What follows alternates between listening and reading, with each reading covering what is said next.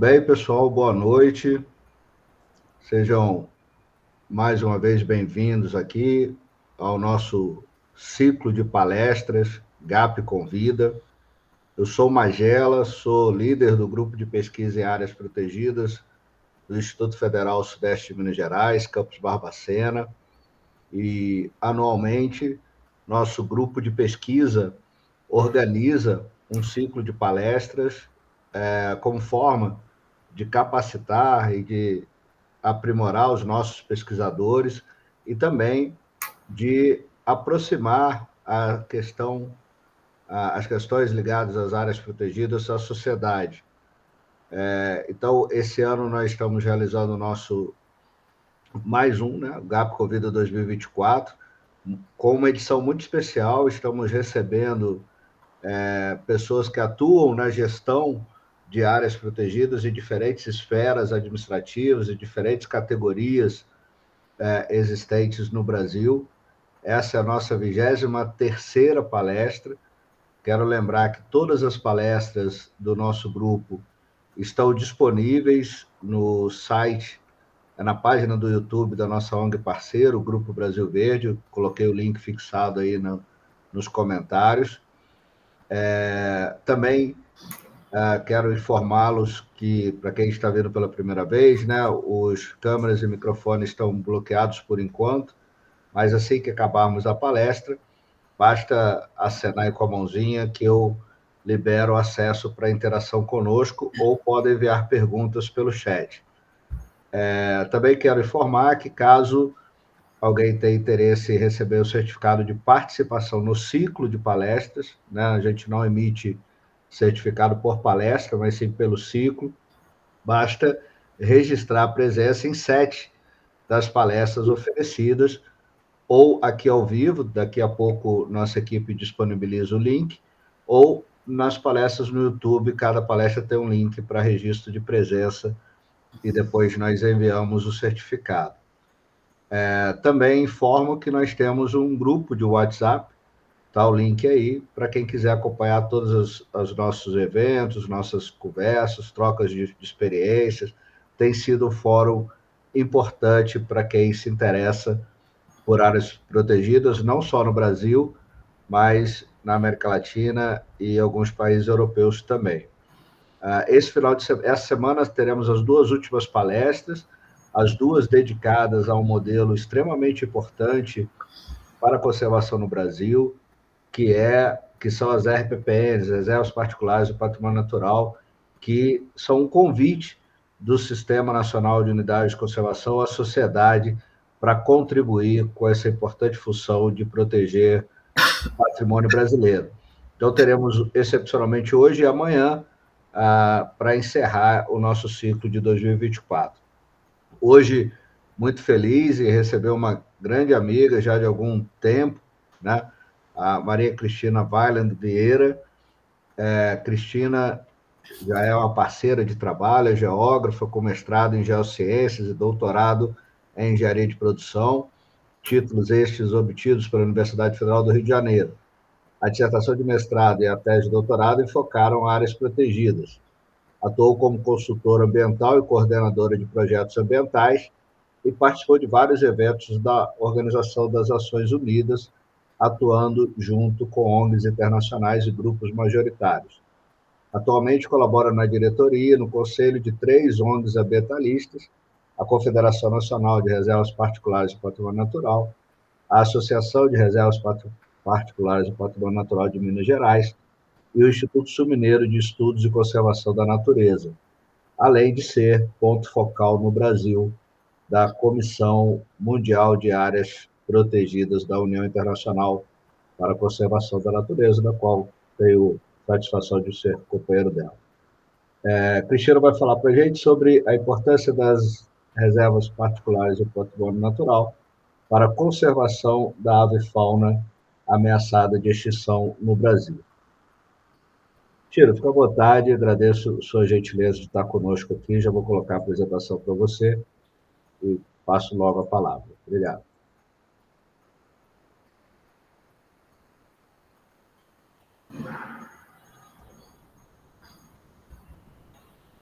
Bom, inicio agradecendo esse convite tão honroso do Magela e do grupo de pesquisa em áreas protegidas do IF do Sudeste de Minas Gerais, Barbacena, né, para ter a oportunidade de trazer para vocês e mostrar como as RPPNs são importantes para conservar as nossas aves ameaçadas de extinção no Brasil. Segue. Pode passar o próximo. A gente se baseou, né, na lista vermelha, né, Red List da IUCN, né, que é a União Internacional para a Conservação da Natureza, que é a lista que vem sendo a principal base para poder identificar os graus de ameaça de extinção. E mensurando em escala global nos últimos 50 anos como estão as espécies de animais e de plantas também. No slide a gente falou de animais, mas elas também, vocês podem procurar, vocês colocam o nome da planta ou o nome do animal, da fauna, e vocês conseguem saber qual é o grau de ameaça de extinção.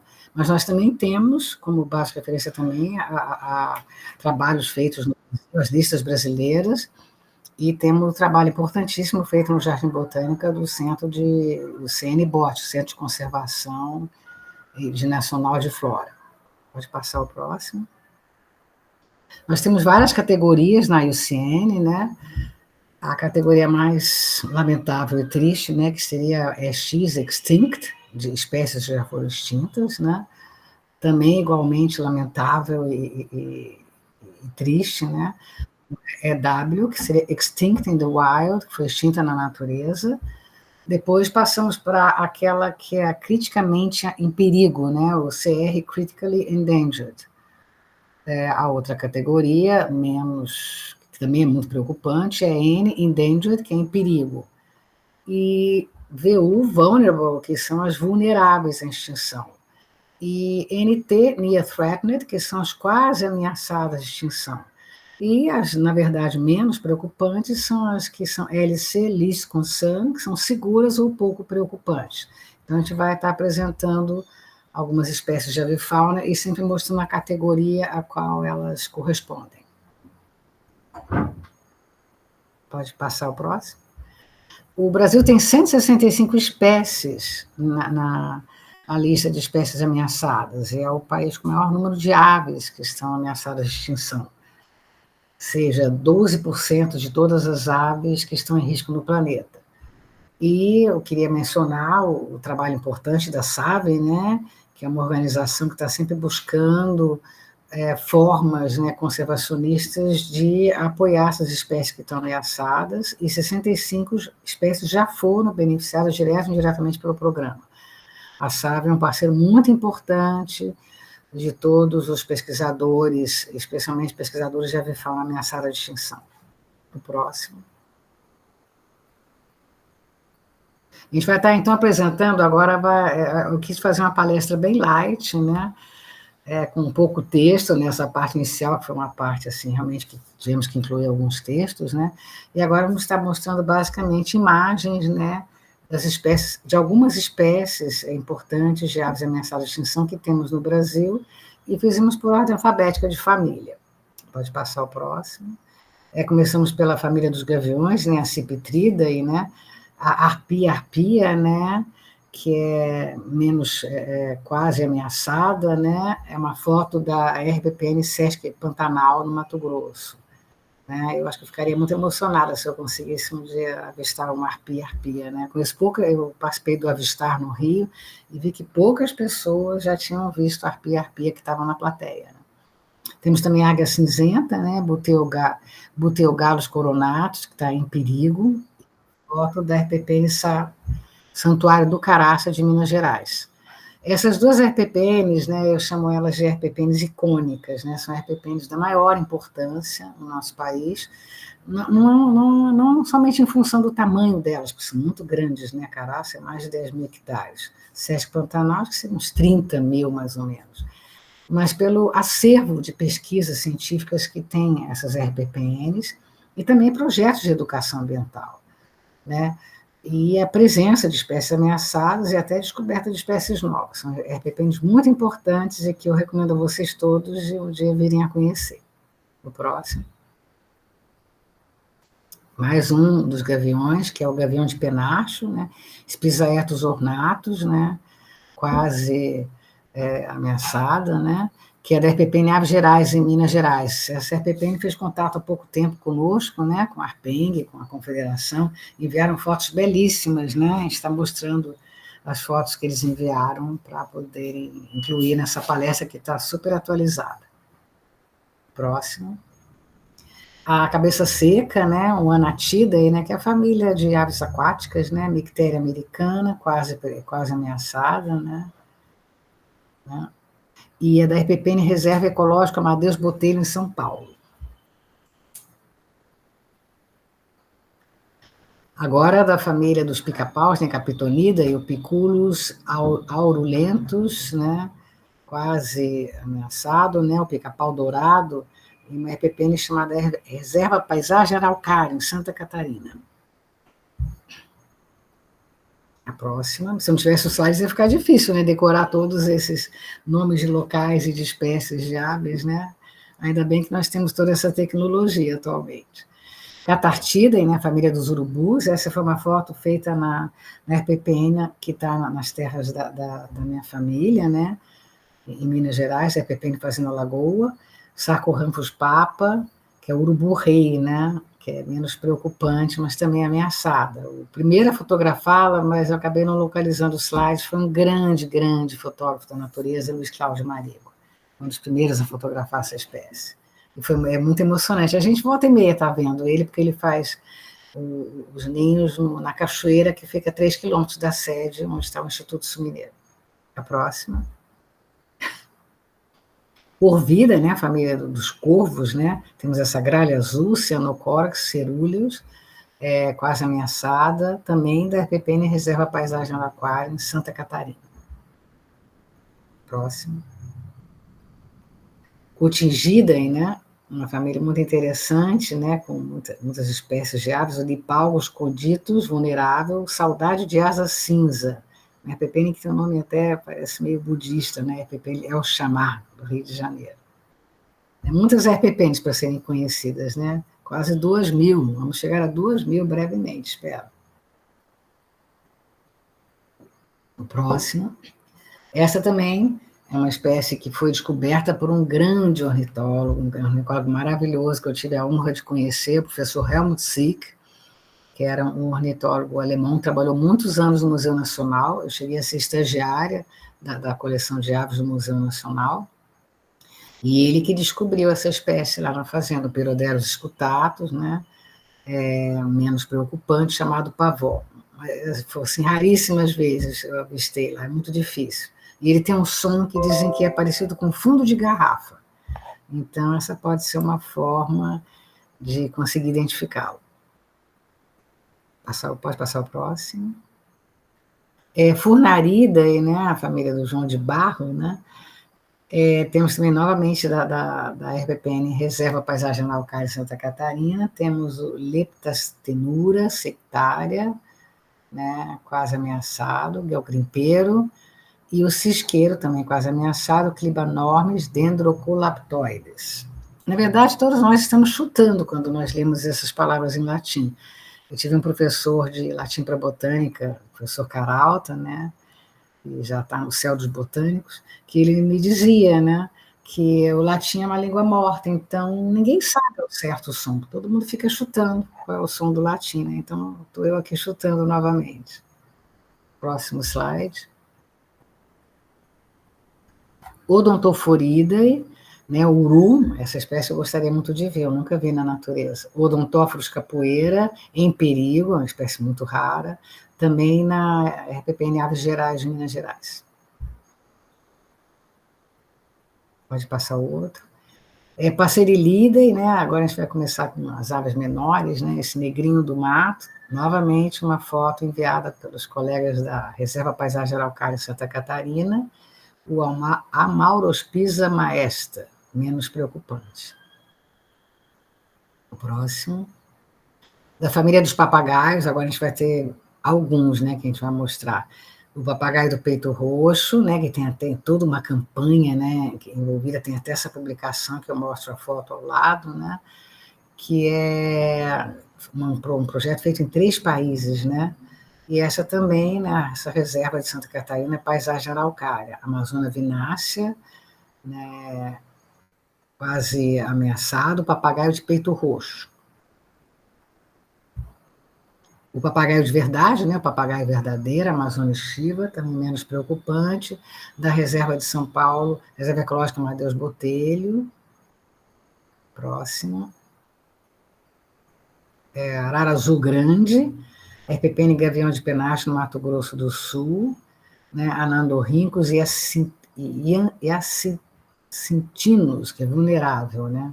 Eu tive a grande felicidade de ver araras voando, mas eram araras vermelhas, né, se eu não me engano, de quando eu visitei a fazenda Ressaca Grande, né, que foi a primeira RPPN de Minas Gerais, na região de Cerrado. Foi emocionante, abrir a janela e ver araras voando, eu nunca tinha visto isso na minha vida. Tá. E também a Maracanã nobre, também da família dos papagaios, Psitacida, e a Diopsitaca nobilis, menos preocupante, da RPPN Vale do Bugi, no Mato Grosso do Sul. O próximo. Tamnofilida, né, a família das choquinhas, né, essa é uma belezura são aves muito interessantes. Drimophila ocropiga, quase ameaçada, também da RPPN Aves Gerais, que é a choquinha de dorso vermelho. E agora, os IDD do Nordeste, né, a gente está com pouco material do Nordeste, né? Eu fico pedindo o tempo inteiro para as pessoas enviarem fotógrafos, ornitólogos, pesquisadores. A gente estou com muito pouca informação de fotos para palestras, né? Mas conseguimos essa, né, que é criticamente ameaçada, a Terenura sic, da RPPN Pedra Danta, em Pernambuco. A próxima. Traupira, né, a família, né, das aves muito vistosas e coloridas, né? Tangara fastuosa, que é saíra pintor, também em perigo de extinção, RPPN Pedra Danta, em Pernambuco. Eu tenho a sorte de ver aqui da minha área, onde eu vivo no Rio de Janeiro, parcialmente, eu fico parte no Minas e parte no Rio. Eu vejo saíra sete cores, que também é uma ave que está se tornando muito rara também. Agora, a família dos beija-flores. Campylopteus diamantinensis, que é quase ameaçada, asa de sábio do espinhaço, também uma foto enviada pela RPPN Aves Gerais em Minas Gerais. Próximo. São vários beija-flores ameaçados de extinção. O Glaucis dorne, que está em perigo, beija-flor de topete, e o Fetornis margareta, que é menos preocupante, que é o rabo branco mirim. Essas duas fotos foram uma contribuição dos colegas da Bahia, da RPPN Rio do Brasil. Agora o próximo. E Tiranira, né, a família dos sanhaços, né? O cachudinho rei, Laniocera hipopira, menos preocupante, da RPPN Rio do Brasil, na Bahia também.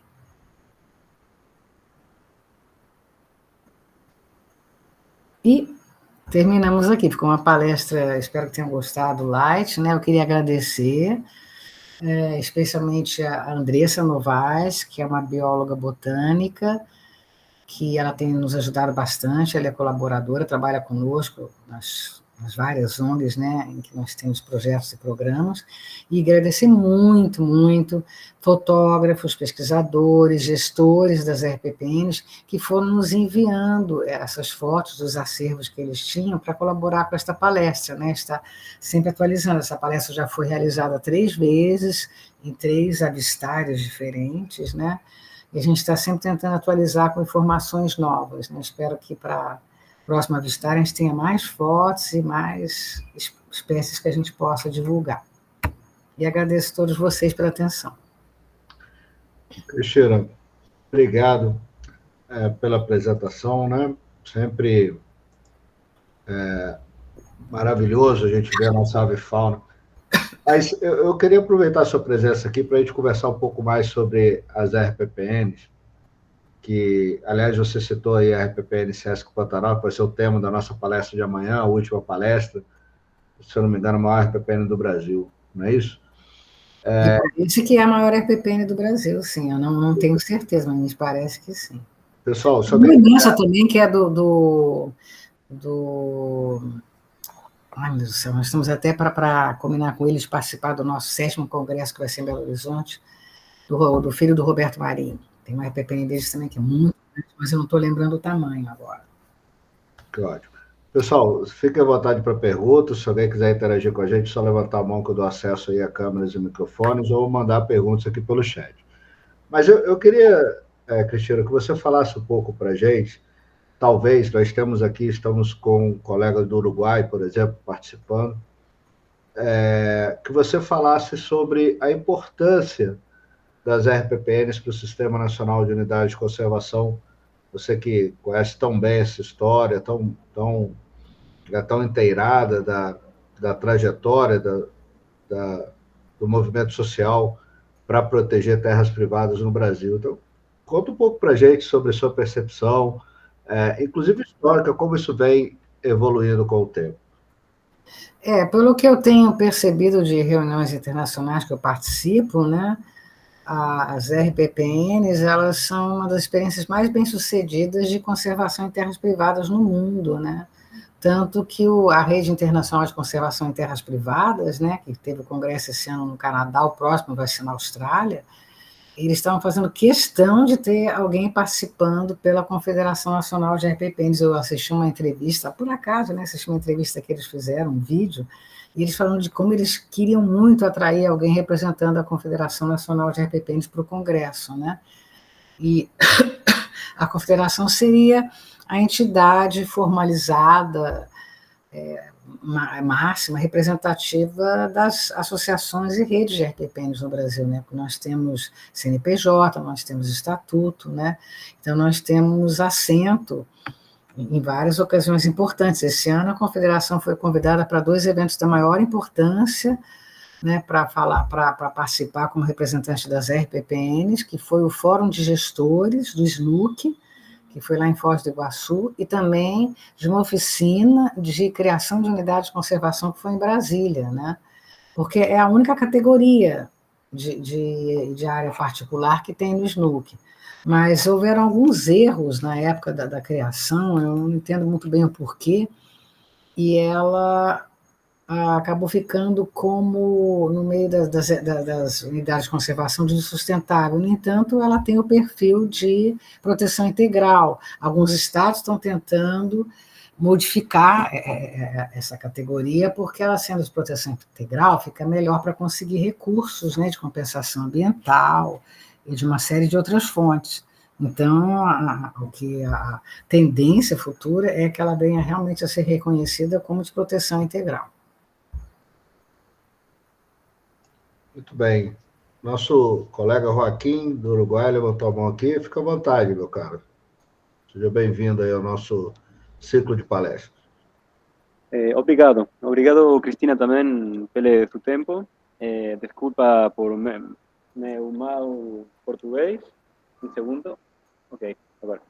Eu queria perguntar um pouco sobre sua experiência de gestão pela conservação de aves, que tem uma distribuição e um movimento que incluye áreas protegidas estatales, mas también muita en áreas privadas.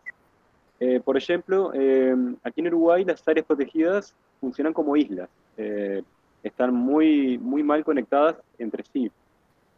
Entonces, un ejemplo es el Santopsar flavus, el dragón, el passarinho amarelo en preto. Él está amenazado aquí en Brasil, en Paraguay queda muy poco, y en Argentina también está en decrecimiento. Entonces, cualquier estrategia que se piense en Uruguay, sí o sí, tiene que contemplar la parte privada. Entonces, mi pregunta pasa por ahí. Si tú tienes alguna experiencia para contar de este ave o de otro, en el cual trabajando privado y público hayan tenido buenos resultados. Gracias. O que eu acho interessante de contar, Joaquim, é que no Brasil nós temos uma modalidade que se chama de mosaico de áreas protegidas e que foi constituído em várias regiões do Brasil.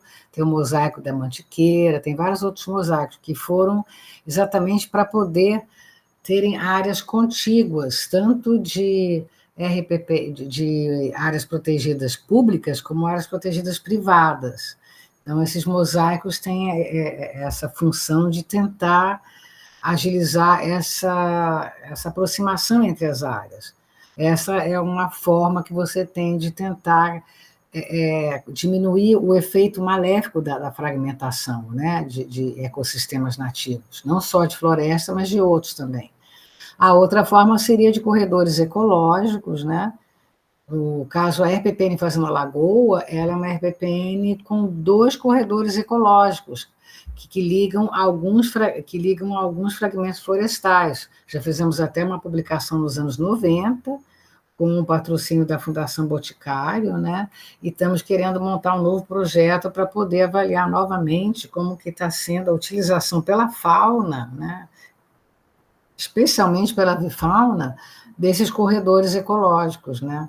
Para transitar entre as florestas, porque tem espécies de fauna que eles são espécies de subbosque, espécies que eles não saem para fora da floresta. Então, essas espécies é muito importante que existam corredores para poder juntar as áreas que estão fragmentadas. Espero ter respondido.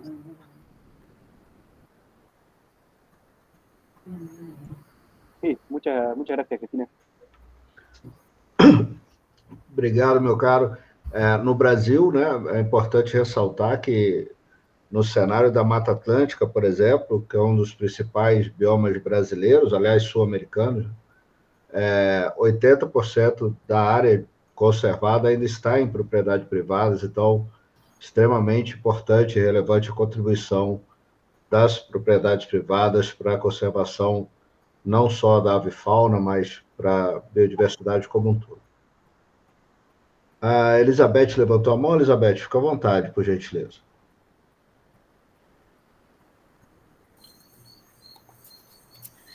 Boa noite a todos. Isso. Oi, Cristina, que saudade. Eu conheci pelo nome. E a Cristina foi a grande responsável por eu ser uma observadora de aves já há mais de 10 anos, sei lá. Cristina, eu estou morando agora em Ubatuba, num condomínio que tem 20 hectares de casas e 100 hectares de mata atlântica de encosta preservada, mas é uma mata vazia porque só tem espécies pequenas. Ela fica encostada no Parque Estadual da Serra do Mar, que é um parque muito grande, separada do Parque Estadual só pela rodovia Rio Santos, que é a SP-55.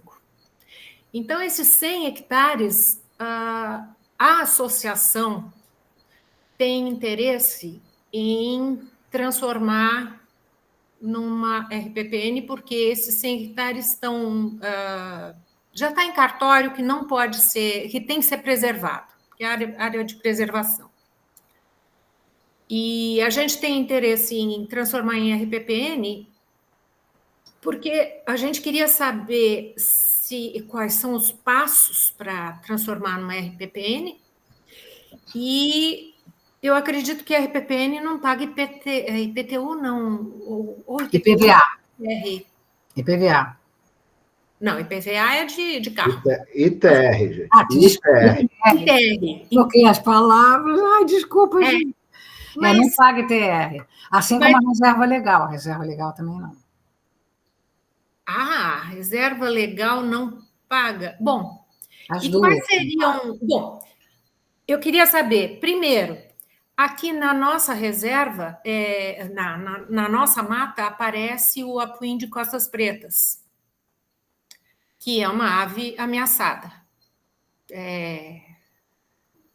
E Eu acabei de ver na sua lista, a Choquinha de Dorso Vermelho tem aqui atrás da minha casa, ela canta aqui. Que legal.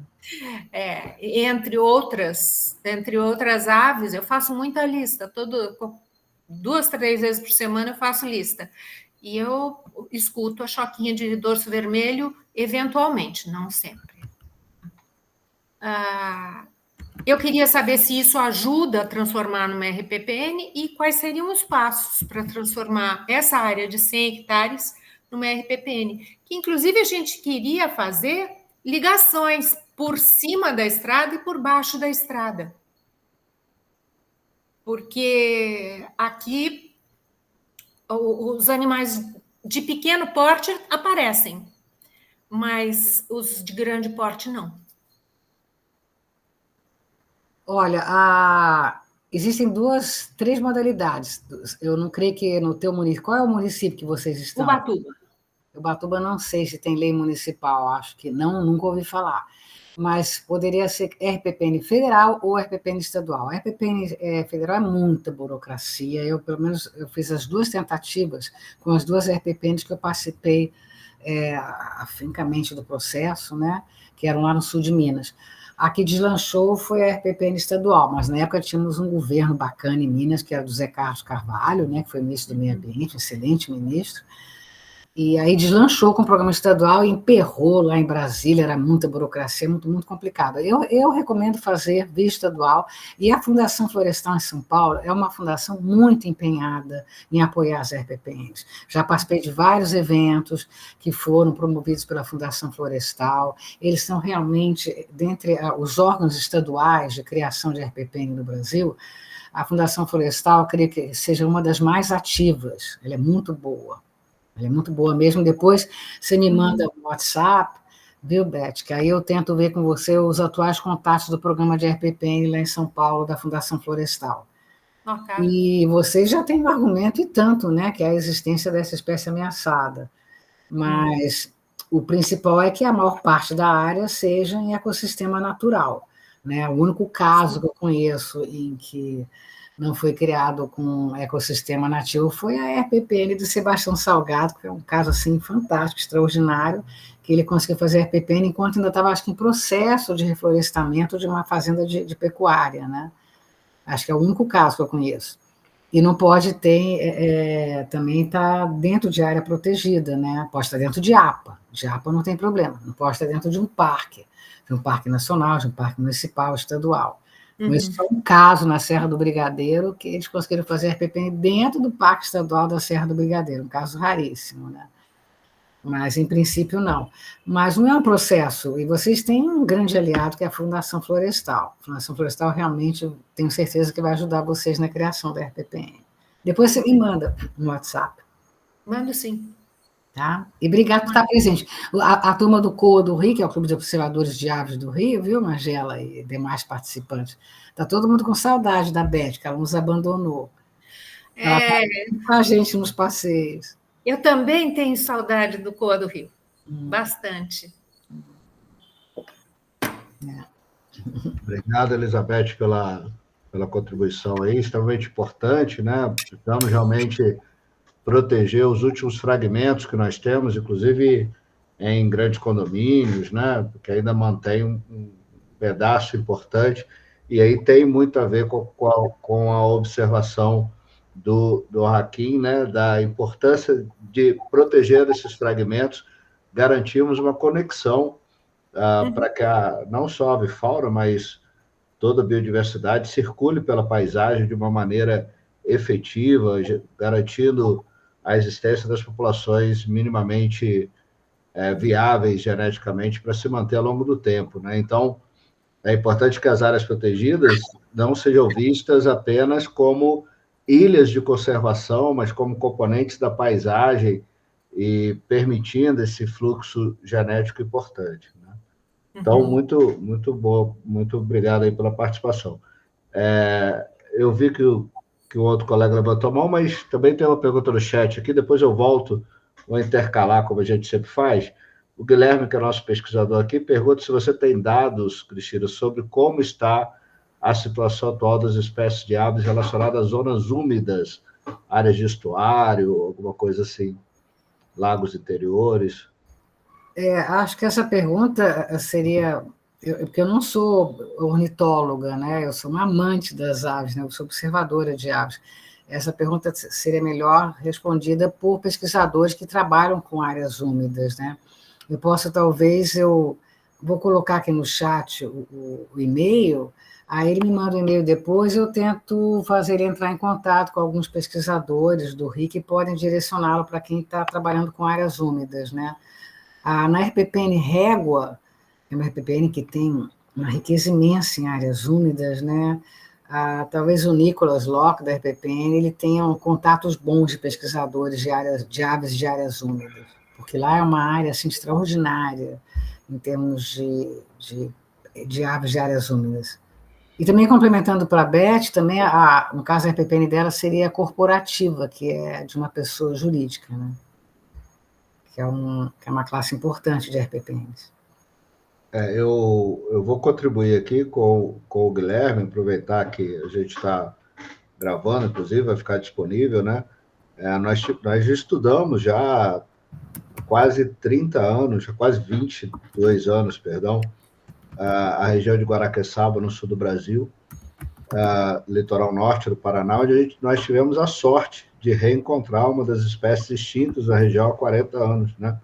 Que é o guará, o guará vermelho, o Dócimos ruber, que ficou extinto lá na região. Guaraqueçaba, inclusive, significa pouso do guará, e lá essa espécie ficou extinta por 40 anos. Muito curioso isso, porque o impacto social, inclusive, da redescoberta dessa espécie foi muito interessante, porque imagina que gerações de moradores não tinham a identidade com o nome do próprio município, com a existência dessa ave, e ela recolonizou a região a partir de 2011, mais ou menos, nós estávamos lá, e desde então nós estamos acompanhando essas populações, já num programa ecológico de longa duração, né, que começou efetivamente em 2013, e a gente espera chegar até 2030, talvez, mas já temos 10 anos, mais de 10 anos de coleta de dados sobre as populações de guarás, que o primeiro registro foi um indivíduo só, e hoje nós já vemos bandos com mais de 600 indivíduos voando na região. E reconectando a cidade com a sua própria história, isso é muito interessante, né? Nós deixamos para publicar os primeiros artigos agora, depois de 10 anos de coleta de dados, e vamos contar um pouco essas histórias aí, inclusive dessa reconexão com a sociedade, que é muito interessante, a partir da restauração de uma espécie extinta na natureza, né? Então, uma experiência tivemos a sorte de conviver. Mas passa aí, então, a palavra ao Suliano. Suliano, por favor, fica à vontade.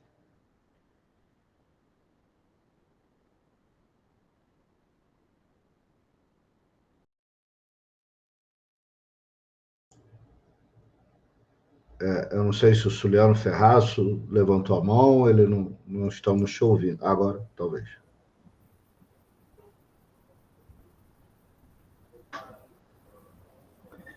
Boa noite, tudo bem? Boa noite. Gostaria de parabenizar aí a Maria pela apresentação aí, né? Acho que é um tema bastante pertinente aí a gente falar, né, de preservação envolvendo a esfera particular, né? Elas exercem um papel que pode potencializar, né, e se não magnificar o trabalho que muitas vezes é feito também, né, na esfera pública, né? Eu sou biólogo, né? Trabalho na área de consultoria, né?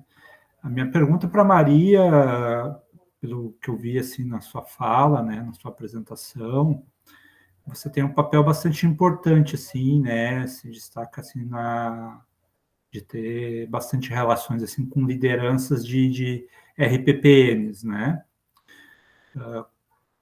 Com respeito assim à conservação, né, no meu entender, né, quando a gente trata de conservação, acho que um primeiro passo é ter um inventariamento, né? Eu não sei se há um inventariamento sistemático de avifauna em RPPN, se isso já foi pensado, enfim, é mais um questionamento que talvez, se nunca se pensou, talvez possa se pensar, né?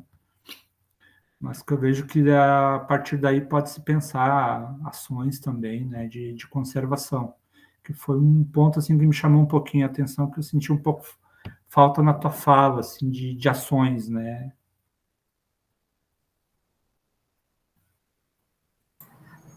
Suliano, algumas RPPNs têm um campo assim, de pesquisa muito vasto, né?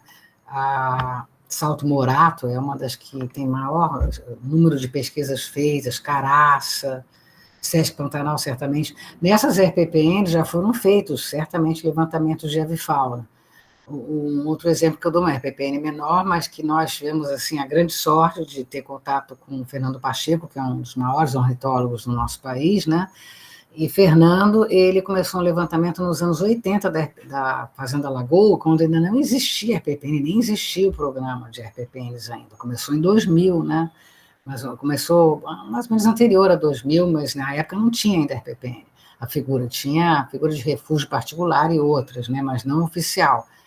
E o Fernando conseguiu identificar 362 espécies de aves, um levantamento assim maravilhoso que foi feito, e que depois foi atualizado com o apoio da Cláudia Bauer, de outros, do Ricardo Parrini, de outros ornitólogos, né? E nós lançamos um livro da RPPN Fazenda Lagoa pelos pesquisadores, que no meu e-mail, se você me mandar um e-mail pedindo, eu te mando a versão virtual do livro, que tem o levantamento de aves da RPPN Fazenda Lagoa, né, dessas 362 espécies, que é um número assim elevadíssimo. Caraça também tem levantamento. Então, algumas RPPNs já tiveram esse levantamento realizado. E no caderno da Reserva da Biosfera, não me lembro agora assim o número, né, faz alguns anos que nós elaboramos esse caderno, nós fizemos um capítulo só sobre biodiversidade, né? Em RPPNs, teve 2 cadernos da Reserva da Biosfera em que nós falamos de levantamento de fauna.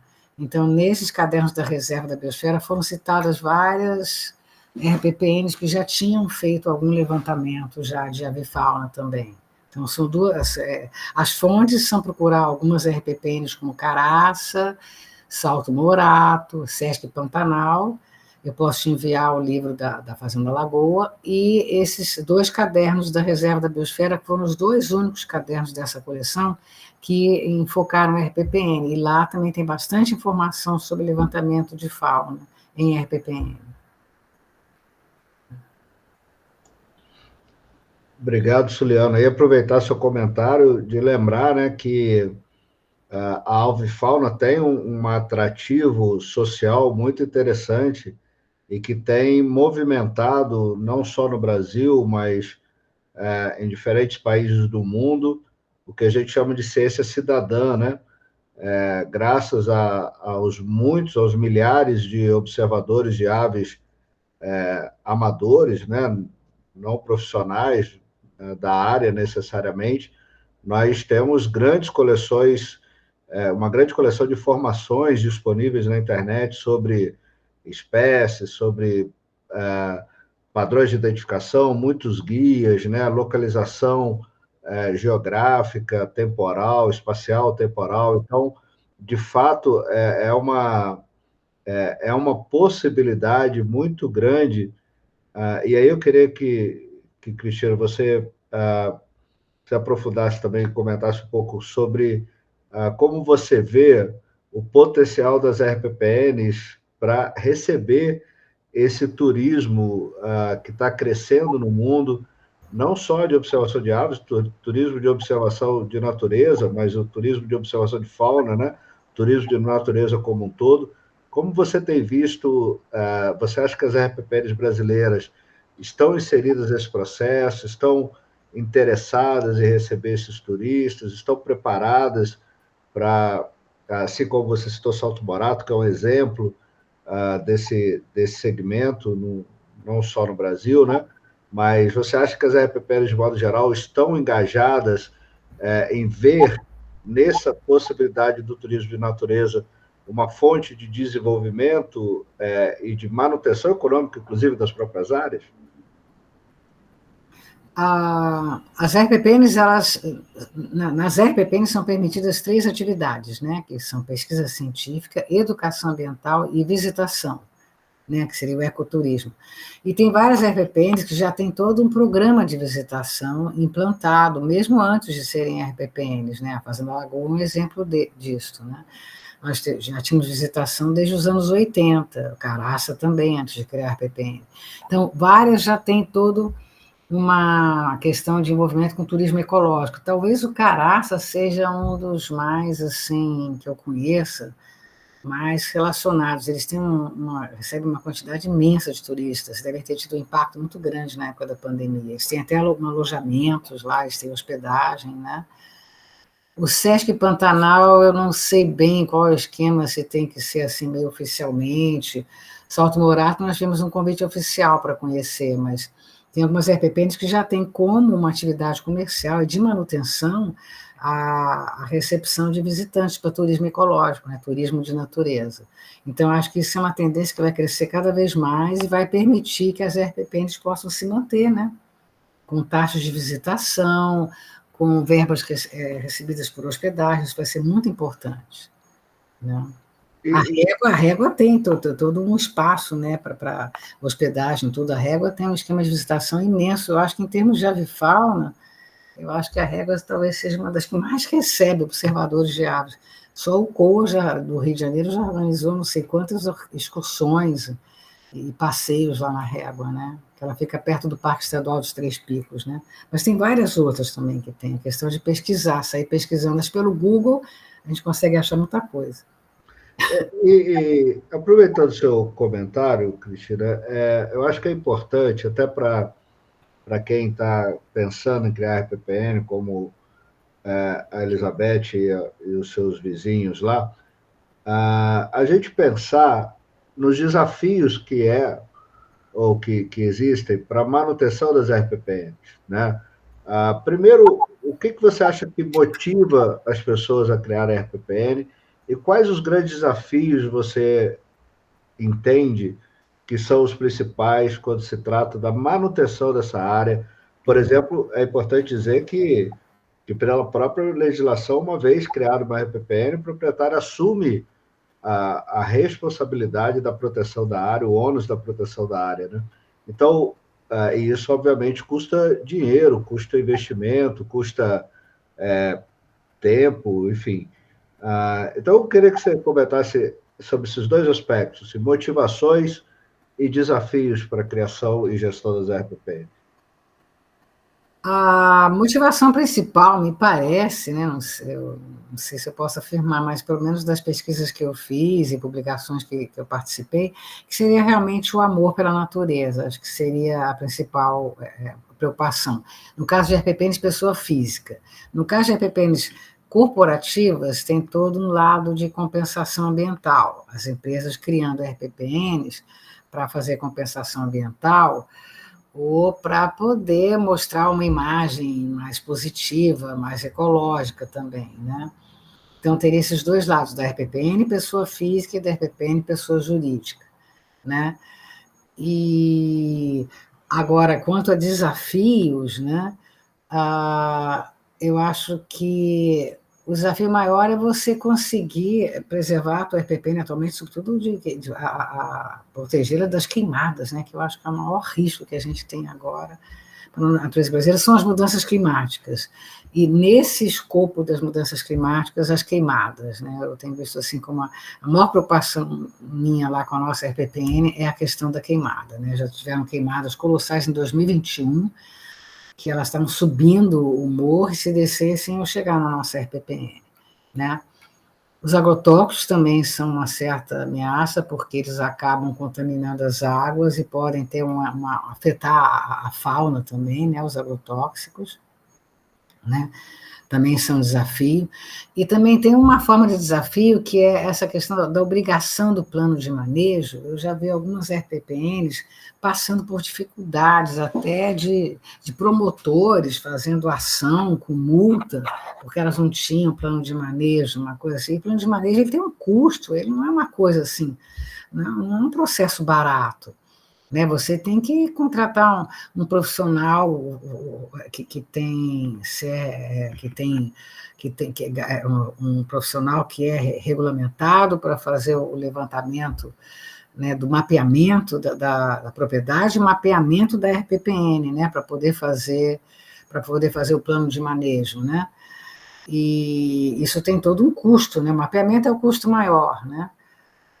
E, na verdade, o que a gente aconselha sempre, né, até vou aconselhar para a Elizabeth, para a Beth também, é de fazer primeiro a reserva legal, que já é uma exigência, em princípio, por lei. Graças a Deus ainda não caiu, ainda está existindo, que eu saiba, né? Já tentaram derrubar, né? O interesse do agro, né, do agro não ecológico, né, do setor agro não ecológico, é derrubar essa obrigação da reserva legal, mas ela ainda está valendo. Então, a pessoa faz a reserva legal, aproveitando que já fez um mapeamento para a reserva legal, já tem um passo andado para fazer a RPPN, né? Mas a gente sempre aconselha que faça. E nós já tivemos um problema lá na nossa propriedade, porque a contadora não pagou o imposto da área de mata e não tinha reserva legal, e o processo está rolando há anos, é um negócio infernal. E tem alguns proprietários que já caíram nessa malha fina da Receita Federal por não terem reserva legal e não terem pago os impostos, né? Isso, então, tomar muito cuidado. Então, toda a área de ecossistema ativo tem que ser pago imposto, a não ser que você tenha reserva legal ou RPPN. Então, só alertando todos para não caírem nesse risco, né? Então, essa também seria um desafio. Agora, o desafio maior que eu vejo e também da falta de apoio de órgãos públicos também. Eles mal dão conta dos parques nacionais, estaduais e municipais, quanto mais vão dar conta das RPPNs, né? Realmente, com os acervos, com recursos financeiros que eles dotam o ICMBio e o Ministério do Meio Ambiente, e com os salários que eles dão para os profissionais que trabalham em meio ambiente no governo, né, fica muito difícil que consiga você ter um apoio para a RPPN. A RPPN vai ser a última a ser assessorada, né? Eles vão primeiro querer proteger os parques públicos, né? As UCs públicas, né? Então são muitos desafios, mas o principal são mudanças climáticas e queimadas. Queimada é o maior perigo para as RPPNs. Né? A Sesc Pantanal já passou por situações muito difíceis em relação a isso. De fato, parece que a motivação é sempre o interesse pela conservação. Tem um livro muito bacana, né, que você conhece bem, que chama Minha Terra Protegida. É maravilhoso esse livro, maravilhoso. Está disponível aí na internet, se alguém digitar, Minha Terra Protegida. Esse livro eu recomendo. PDF, e cada capítulo são proprietários contando exatamente suas experiências, né? E nós temos também, se vocês entrarem no site da Confederação, nós temos também a nossa grande obra realizada na pandemia, né, que é RPPN para Sempre, Contos, Encantos e Desafios, que foi feita só de forma virtual, RPPNs para Sempre, com vários relatos de RPPNs, e se entrarem no site da Confederação, CNRPPN, né, eu vou tentar ver se eu consigo copiar o nome do site aqui no chat, aí vocês conseguem baixar a versão virtual dela. Deixa eu ver se eu consigo pegar aqui o nome do site. Deixa eu aproveitar enquanto você coloca isso aí para levantar uma outra questão, que ainda pensando na sustentabilidade de se manter essas áreas particulares, com esse desafio que você colocou bem, por exemplo, de se fazer o plano de gestão da área, né? Como você vê, alguns estados brasileiros têm um instrumento do ICMS ecológico, né, que é o retornar ao município parte do imposto sobre circulação de mercadorias e serviços para aqueles municípios que mantêm áreas protegidas, inclusive a RPPN. Só que esse dinheiro nem sempre é destinado ao apoio das RPPNs. E como você falou, um dos benefícios que, em tese, o proprietário teria seria o apoio governamental na gestão.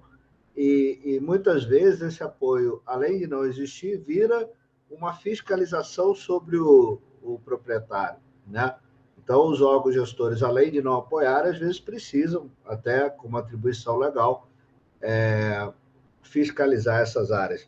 Como vocês têm discutido essa questão do serviço ecológico ou de outros incentivos? Eu não sei se isso tem sido pauta de conversa ou discussões entre vocês, RPPnistas, né, como a gente costuma chamar, ou na própria confederação, enfim. Como é que vocês têm visto essa busca por apoio para aumentarmos as RPPNs no Brasil?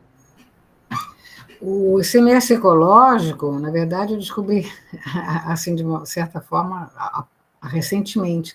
Ele foi criado para compensar os municípios pela área que eles não podiam plantar ou criar bois, né? Então, foi uma compensação para os municípios. Então, eles não têm obrigação nenhuma de usar esse dinheiro para meio ambiente. Eles usam como bem entendem, né? Em folha de pagamento, no que eles bem entenderem. Não é uma verba que está regulamentada, que tem obrigações, né? Agora, recentemente, até foi um dos temas da palestra que eu fiz para a Rede Internacional de Conservação em Terras Privadas. Nós fizemos alguns slides sobre esse ICMS ecológico. A coisa está se revertendo e os municípios estão entendendo como é interessante eles apoiarem as áreas protegidas para poderem conseguir mais áreas protegidas e terem mais verbas de ICMS ecológico e também começarem a proteger essas áreas, né, que estão conferindo esse ICMS ecológico. O ICMS vem não só das RPPNs, como também de parques estaduais, parques nacionais, parques municipais. Eu posso imaginar o que Itatiaia, o que Itamonte, Pouso Alto, recebem de ICMS. Deve ser colossal, por causa do Parque de Itatiaia, né? Assim como outros municípios pelo Brasil afora. Então, uma coisa está mudando esse caráter. E houve um projeto muito interessante feito no Paraná, numa época. Eles estavam conseguindo, tem que convencer prefeitura por prefeitura, fazer uma lei municipal para que esse dinheiro seja revertido para uma ONG, né, no caso seria para uma entidade oficial, e possa, então, contribuir para apoiar a RPPN daquele município, mas tem que passar para convencer todos aqueles vereadores na Câmara Municipal para que eles aceitem isso. Acho que tem que ter uma lei municipal. Não é um processo fácil, não. Eles conseguiram uma época no Paraná, mas eu acho que a gente não deve desistir, não. Né? Enfim, mas é um processo bastante complicado esse do ICMS ecológico. Bom, pessoal, se ninguém tiver mais perguntas, eu vou fazer uma última pergunta aqui, que é um tema que eu acho que, mas se alguém tiver, a gente tem um tempinho ainda.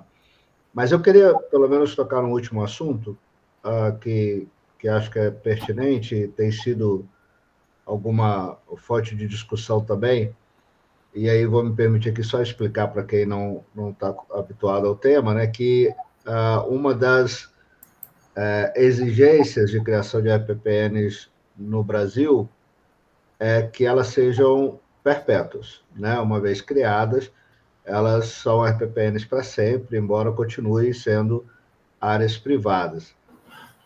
Em outros países, eu não sei, até se o Joaquim puder nos ajudar aqui, eu não sei como é no Uruguai, se existe oficialmente no Sistema Nacional do Uruguai, por exemplo, áreas privadas e se elas também são perpétuas, mas eu sei que em outros países elas são por um tempo, né? Elas existem e depois de um tempo o proprietário pode reavaliar se mantém elas como RPPN ou como reserva particular ou não.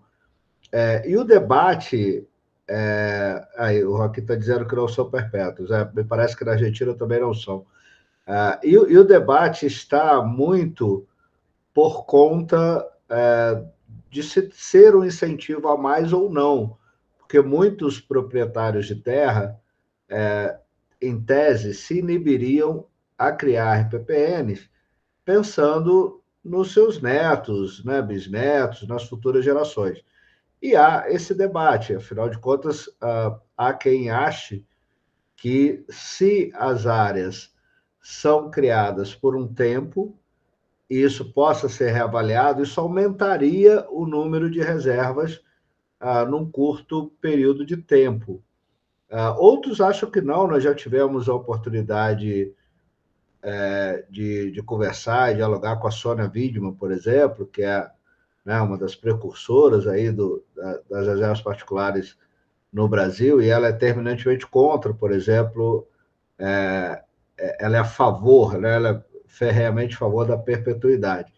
Eu queria ouvir você também, conversando trazendo a sua própria experiência, conversando com outros colegas, o que você acha desse caráter de perpetuidade, se realmente isso é um entrave ou não para que novas pessoas se engajem na criação das reservas particulares? Eu concordo plenamente com a nossa mãe das RPPNs, que era como a gente sempre considerou a Sônia Widman. Eu concordo que tem que ser perpétuas, que é um compromisso ambiental e social do proprietário para sempre. Isso eu acho maravilhoso, isso dá um status muito grande para o proprietário de RPPN. Mas tem alguns casos, assim, que...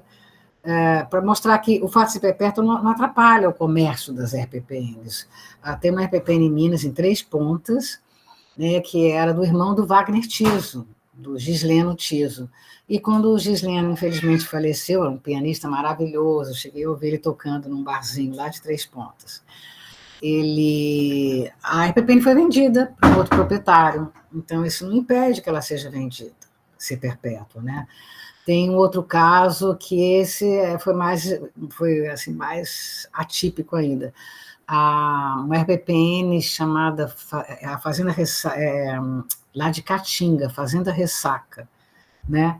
Na região de Manga da Caatinga. E o proprietário faleceu, venderam para 3 proprietários que vieram da Bahia, dispostos a explorar a fazenda toda, criar gado, plantar, não sei o que, sei lá, alguma coisa eles queriam fazer, eles não tinham ideia de que estavam comprando uma RPPN. Né? Era uma área muito grande, muito grande. Aí, quando eles tiveram essa noção, aí foi feito um acordo com eles, eu não sei bem como foi o acordo, eu sei que eles chegaram a nos receber muito bem na casa que eles tinham lá na RPPN para a expedição Caatinga da Arpeng. Mas depois o governo de Minas, a Semares, né, Secretaria de Meio Ambiente de Minas, fez um acordo e essa RPPN ela foi incorporada ao Parque Estadual da Mata Seca.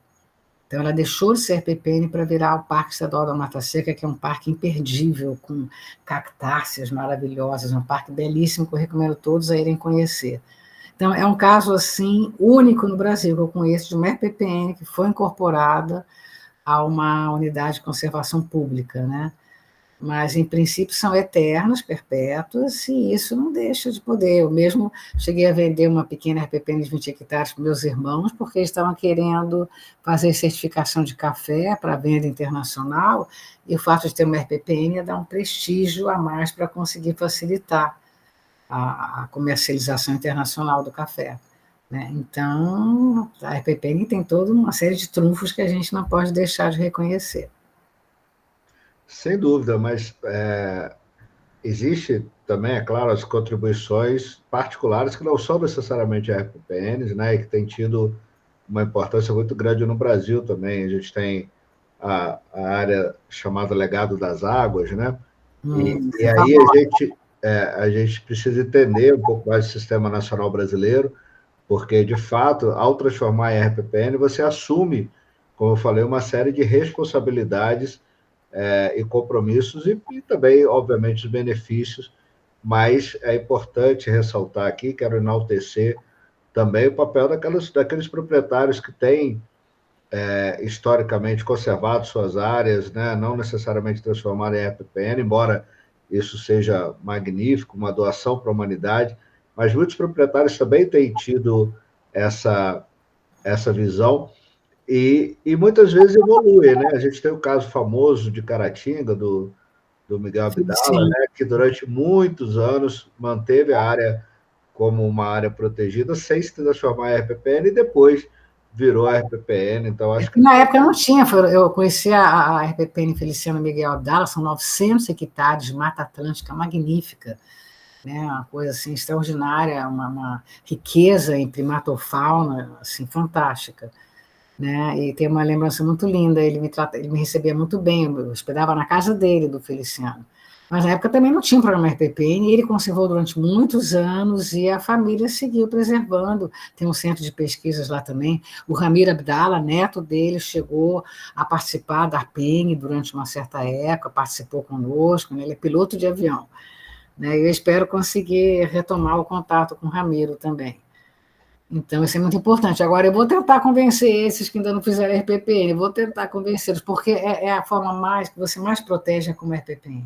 Você pode até apelar no caso dela ser invadida, de chamar o governo para defender sua área, porque ela é uma área protegida por lei. Então, eu acho que a forma mais eficiente de proteção de uma reserva, de uma área particular no Brasil, realmente é como RPPN, eu penso assim. E eu falei que eu tinha feito a última pergunta, mas me lembrei de outra questão que eu acho que é importante. Você, como ponto focal da Comissão Mundial de Áreas Protegidas, da IUCN, como você tem visto a recepção da IUCN por terras privadas? Você acha que a IUCN já incorporou isso de alguma maneira, de forma mais contundente, ou ainda está muito tímida? Embora a gente saiba que tem colegas nossos que formam um grupo de especialistas da lista verde da IUCN, essa semana, inclusive, avaliando uma RPPN em Goiás, se eu não me engano. Mas, enfim, estão em alguma RPPN avaliando a possibilidade de receber o selo verde da IUCN. Mas você consegue ver a IUCN reconhecendo esse papel privado na conservação de forma efetiva?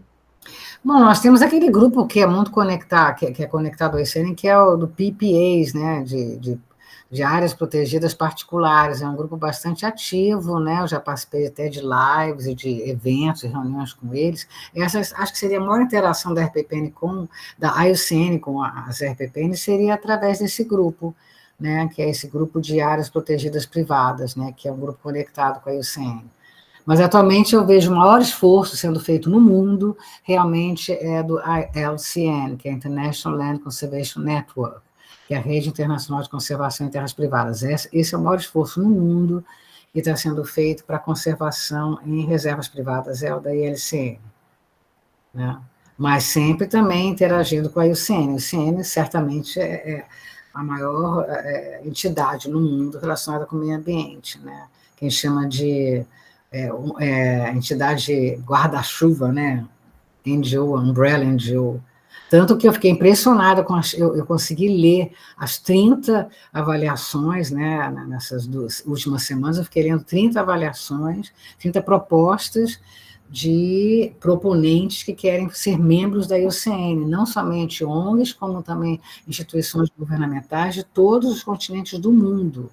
Eu fiquei impressionada como a IUCN está atraindo a participação dos mais variados, até de Ruanda, um país que sofreu tanto, né, com guerra civil, até de Ruanda tinha uma organização lá fazendo trabalhos magníficos de proteção de natureza, de conservação de fauna, trabalho com povos indígenas, de interação com comunidades locais, as mais variadas organizações do mundo querendo fazer parte da IUCN.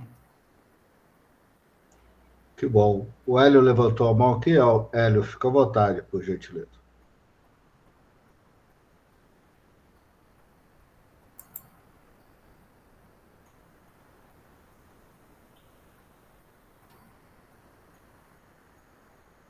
Não sei, Hélio. Beleza. Só ligar o microfone, acho que está desligado. Fica à vontade. O Hélio, seu microfone está desligado, Hélio, por favor. Ainda está desligado. Agora sim, fica à vontade. Então, eu sou o Hélio, da região de Andrelândia, divisa com Santana do Garambel, em Minas, né? Eu consegui implantar um projeto de observação de aves aqui no meu sítio há 5 anos, né? Então, a gente está aqui numa área de transição da Mata Atlântica para o Cerrado. E temos aqui algumas aves ameaçadas, que está até atraindo um bom número de observação de aves do Brasil e até de fora do Brasil. Então, o desafio que a gente está enfrentando aqui sobre essas aves é a chegada do agronegócio, que está destruindo o habitat dessas aves, né? Inclusive a joinha nossa, que é o galito, que chama mais atenção aqui. Então, as áreas estão indo embora. Inclusive, aqui do lado do meu sítio, a 200 metros, o galito estava aqui recente, chegou os tratores arando e o galito desapareceu. Mas a sorte é que a gente tem uma outra área ainda preservada, uns 14 quilômetros, uma área aí de uns 300 hectares, mas que, infelizmente, o pessoal do agro já está em cima, são herdeiros, está uma fazenda muito enrolada, que a gente está complicado. Se perder essa área, a gente não sabe para onde vai o nosso galito. Então, eu queria opiniões, né, do que fazer, onde a gente tentar proteger essas áreas, qual o primeiro passo para a gente manter essa atividade de observação de aves aqui, né? São 9 pássaros, 9 aves muito importantes na nossa região. Hélio, eu aproveitei quando você falava para rever aqui no nosso cadastro da ARPENG, acho que são 4 RPPNs que já existem em Andrelândia, não sei se você tem contato com eles. Tem o Ovídio Antônio Pires, do Ovídio, inclusive, esteve participando da ARPENG numa certa época, faz tempo que eu não tenho notícias dele. Tem a outra RPPN, que é Recanto, que é estadual, Recanto dos Sonhos, que é do José Darcy Fagundes. José Darcy. E o Parque Ecológico da Serra de Santo Antônio, que é de um núcleo de pesquisa arqueológica do Alto Rio Grande. São 3 RPPNs que temos no nosso cadastro.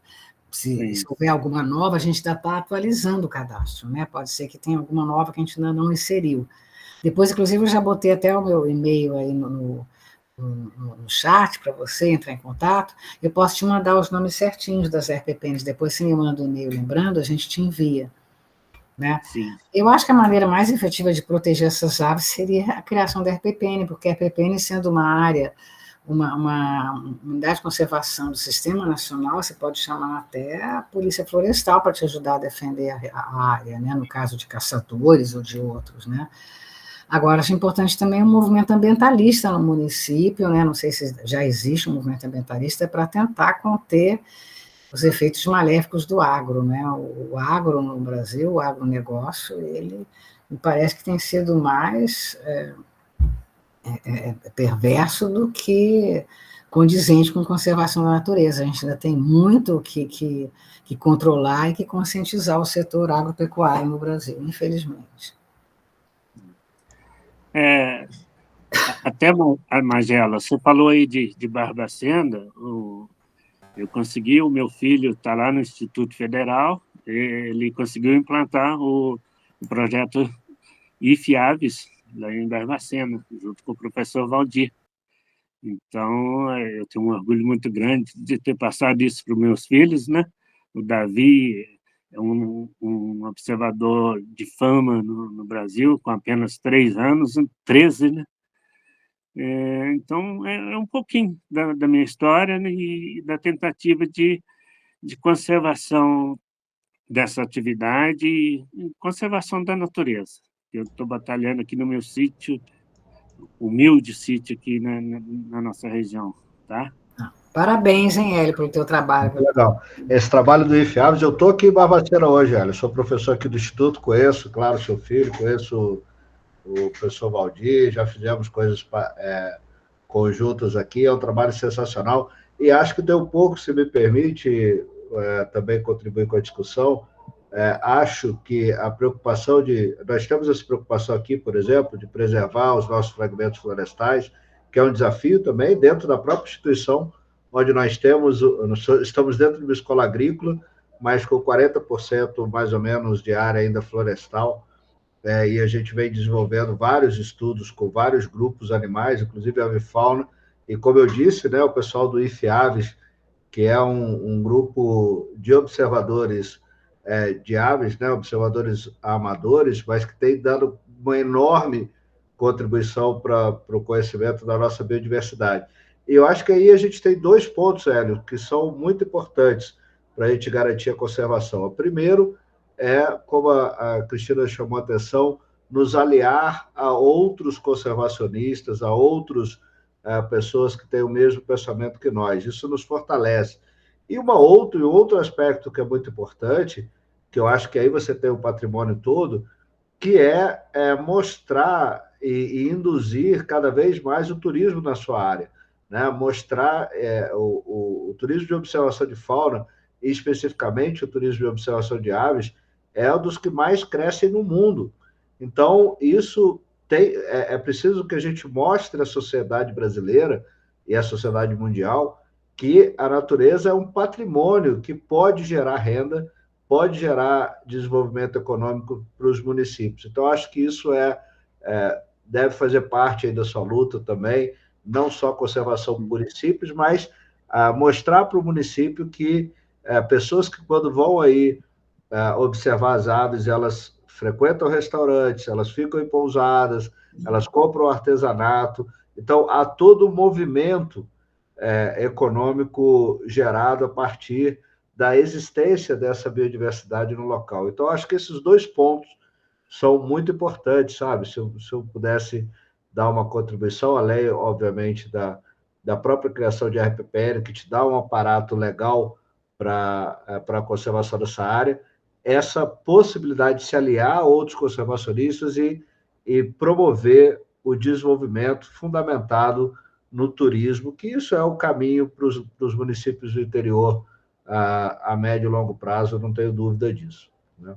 Sim, mas a RPPN, por exemplo, nessa área de terceiros, aí teria que ter iniciativa deles, não da gente, né?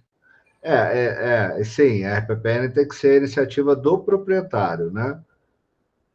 Mas, se é mostrado a relevância da área, o Estado pode buscar a criação de uma unidade de conservação pública, né? Se houver, por exemplo, registro de espécies raras, ameaçadas ou endêmicas, o Estado pode assumir o papel dele, que é o papel de garantir a conservação dessas espécies também, transformando essas áreas em unidades públicas, né? Aí é uma outra figura do sistema. Mas o conhecimento científico é fundamental. Com certeza. Muito obrigado. Valeu, Hélio. Obrigado pela sua participação e depoimento. Obrigado. Pessoal, quero agradecer muito a presença de vocês, mais uma noite muito bacana. Todos aqui parecem interessados nas RPPNs. Lembrar que amanhã nós vamos encerrar o nosso ciclo de palestras com a RPPN Sesc Pantanal, das mais importantes do Brasil. Certamente vai ser uma outra noite muito especial.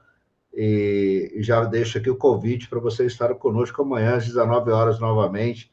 Vamos receber o Alexandre Henor, que é o gestor da RPPN Sesc Pantanal, para contar a sua experiência. Inclusive, pode ser alguma referência aí para quem está buscando a sustentabilidade das RPPN, já que estamos falando de uma potência na área aí. Cristina, deixo você à vontade para as suas despedidas aí por hoje. Espero você amanhã conosco também, nesse momento importante. Seu microfone aí, Cristina. Agradeço novamente o convite do IF Barbacena, foi muito bacana poder falar novamente das RPPNs e das aves que eu amo tanto, né? E convidar vocês para continuarem seguindo, participando do GAP, que é uma das melhores palestras e encontros virtuais que tem atualmente. Eu tenho participado, é o GAP, tá? Parabéns, Marcelo. Obrigado, Cristina. A gente só faz alguma coisa com a contribuição de vocês, né? Muito obrigado aí pela presença, pela participação. Pessoal, um grande abraço. Nos vemos amanhã, então, às 19 horas. Até mais. Tchau. Boa noite a todos. Boa noite.